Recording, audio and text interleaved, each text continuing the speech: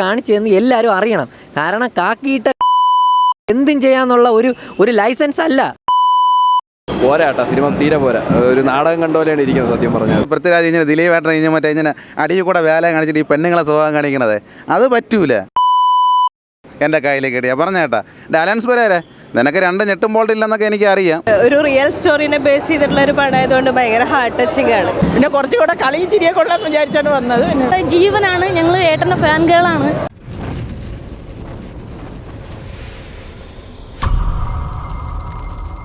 കുഴപ്പമില്ല, കൊള്ളാം, നല്ല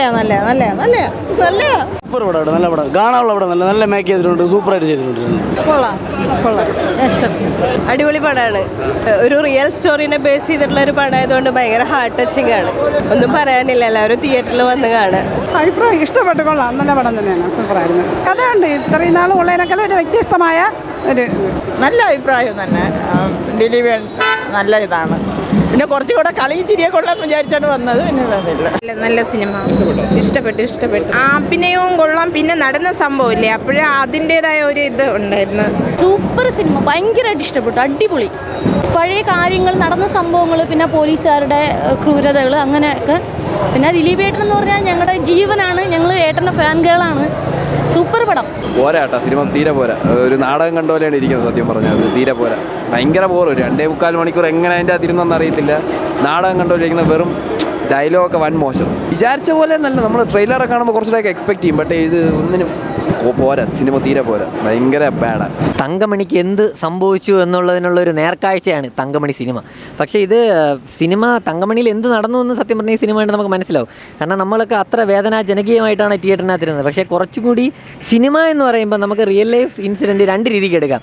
ഒന്ന്, അത്രയ്ക്ക് എന്ത് തങ്കമണിക്ക് നടന്നു അത് അതേപടി എടുത്ത് റിയലിസ്റ്റിക്കായിട്ടും കാണിക്കാം, ഇല്ലെങ്കിൽ ഒരു സിനിമയുടെ രീതിക്കും കാണിക്കാം.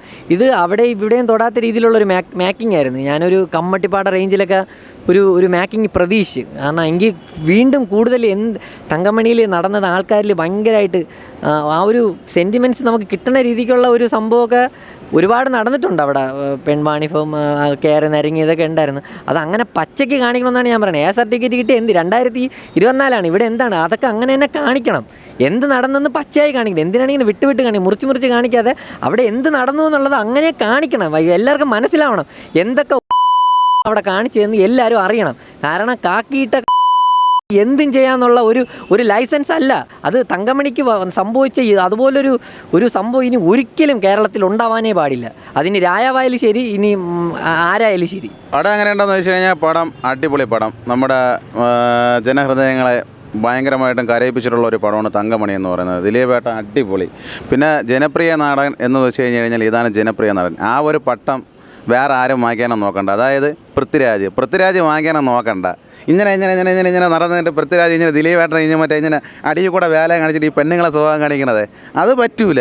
ദിലീപേട്ടൻ തന്നെ. ദിലീപേട്ടൻ്റെ വിജയം എന്തെന്നറിയാമോ? ഇപ്പോഴും അയാൾ പിടിച്ചു നിൽക്കുന്നത് എന്തുകൊണ്ടാണ്? നമ്മുടെ ജനങ്ങൾ അയാളുടെ കൂടെ ഉണ്ട്. അതാണ്, നമ്മളെല്ലാവരും ഉണ്ട്. കാരണം നല്ലൊരു മനുഷ്യനാണ്. എന്തെല്ലാം നല്ല കാര്യങ്ങൾ അയാൾ ചെയ്തുകൊണ്ടിരിക്കണം. അപ്പം അല്ല, ഞാൻ പൊക്കി പറയുന്നതല്ല, എനിക്ക് കണ്ട പടം കണ്ട് സത്യം പറഞ്ഞു കഴിഞ്ഞാൽ എൻ്റെ കണ്ണ് നിറഞ്ഞു ചേട്ടാ.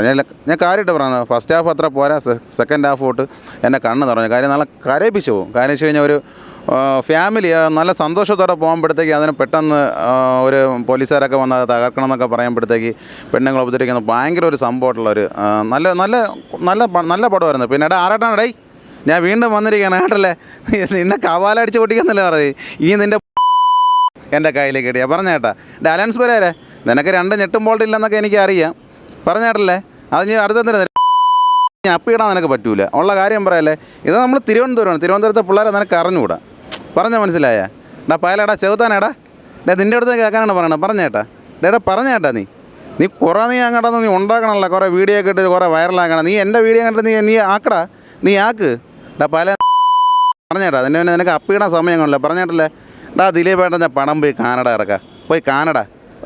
അവനെ കണ്ടു കഴിഞ്ഞാൽ തന്നെ നമുക്ക് സത്യം പറഞ്ഞാൽ അവനെ ബാത്റൂമിൽ പോകാൻ തോന്നൂല. അതങ്ങനെയാണ്. ഇപ്പോൾ ആറാട്ടേട്ടൻ ലാലേട്ടൻ ഇതൊക്കെ കണ്ടായിരുന്ന നിനക്ക് എന്തോന്ന് അറിയാടാ. നിനക്ക് എന്തോന്ന് കുഴപ്പമില്ലടാ. അലൻസ് പെരേര നിന്നെ ഞാൻ നോക്കിയിരിക്കുകയാണ്. ഇവന് മെൻ്റലും വല്ലതും ഉണ്ടാ? അല്ല, 60 മെൻ്റലും വല്ലതും ഉണ്ടോടാ? അപ്പം നിനക്ക് നിന്നെ നോക്കിയിരിക്കുകയാണ് ചേട്ടാ. ഈ റിവ്യൂ കാണുന്ന എല്ലാ കുടുംബ പ്രേക്ഷകരും ഈ ദിലീപേട്ടൻ്റെ പടം വന്ന് കണ്ട് വിജയിപ്പിക്കണമെന്നാണ് എനിക്ക് പറയാനുള്ളത്. അത്രയ്ക്കും നല്ല സിനിമയാണ്. പെൺകുട്ടികളുള്ള എല്ലാവരും വന്ന് ഈ പടം കാണണം. തീർച്ചയായും കാണണം.